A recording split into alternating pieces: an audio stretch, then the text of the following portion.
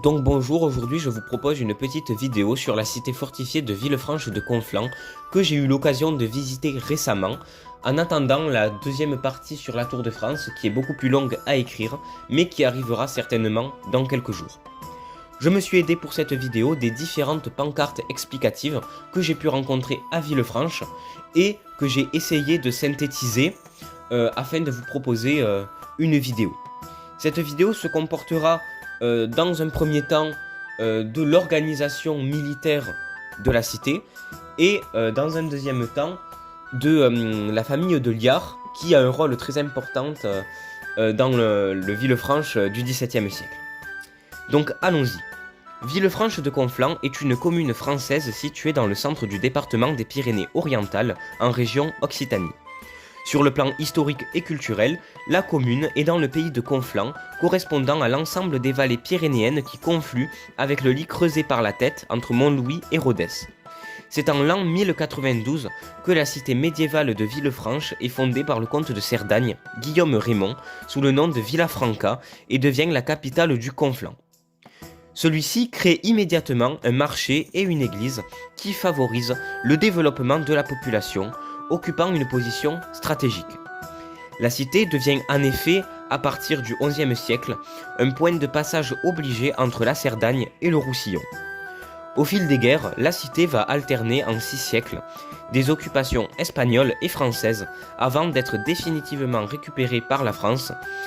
Mais il faut attendre le XVIIe siècle pour que les remparts soient en partie restaurés par Vauban, ministre de Louis XIV, qui est également à l'origine du fort Libéria, placé au-dessus de la cité.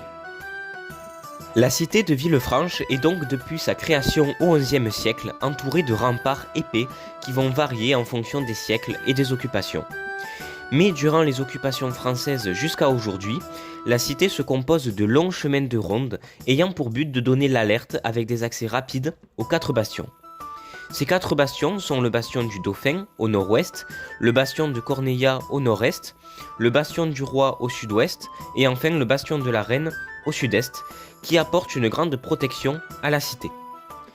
Villefranche au Moyen-Âge est donc possible d'accès grâce à 2 portes. La porte Comtale, côté français, qui existe toujours aujourd'hui, au nord, et la porte d'Espagne, qui existe également encore aujourd'hui, côté espagnol, au sud. C'est au XVIIe siècle que Vauban renforce les murailles avec la création de toutes nouvelles tours de guet, mais également avec la construction du fort Libéria qui apporte un soutien défensif indéniable en étant posté sur une montagne un peu plus haut. Mais Vauban est également à l'œuvre de nombreuses créations plus architecturales que militaires, telles que la Porte de France qui est la nouvelle porte d'entrée côté français, plus belle, plus large mais pourtant beaucoup moins stratégique que l'ancienne porte Comtale, qui était placée d'une manière à ce que les assaillants devaient pour l'atteindre longer le chemin de ronde, les laissant à découvert et devenant donc des cibles faciles pour les défenseurs. Mais nous ne pouvons tout de même pas parler d'erreur militaire de la part de Vauban, car l'époque n'est pas la même et donc les stratégies de combat sont très différentes. En effet, le fait que les soldats doivent longer le chemin de ronde ne présente pas au XVIIe siècle un grand problème avec les canons qui sont postés ailleurs, etc. Le XVIIe siècle à Villefranche de Conflans est marqué notamment par l'histoire de la famille de Liard, que je vais vous présenter maintenant.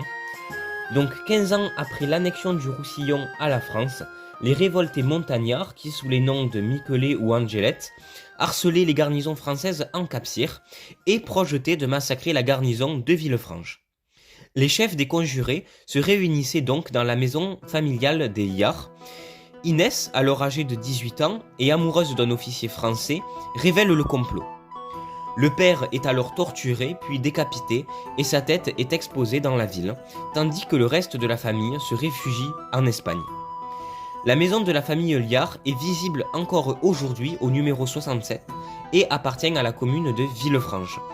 C'est un événement qui est devenu célèbre et qui marque énormément le Villefranche de Conflans au XVIIe siècle, à l'époque donc de Louis XIV.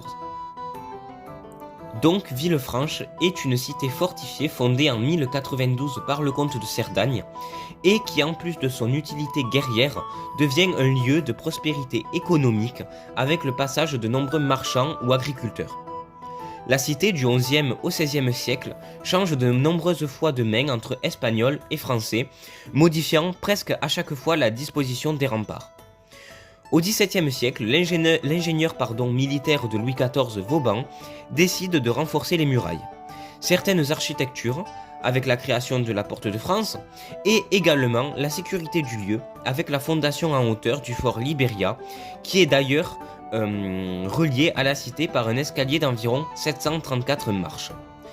Et c'est ainsi que se termine une petite vidéo sur la ville fortifiée de Villefranche de Conflans, que j'ai trouvé très intéressante et donc que je voulais absolument vous faire partager en attendant la partie 2 sur la Tour de France.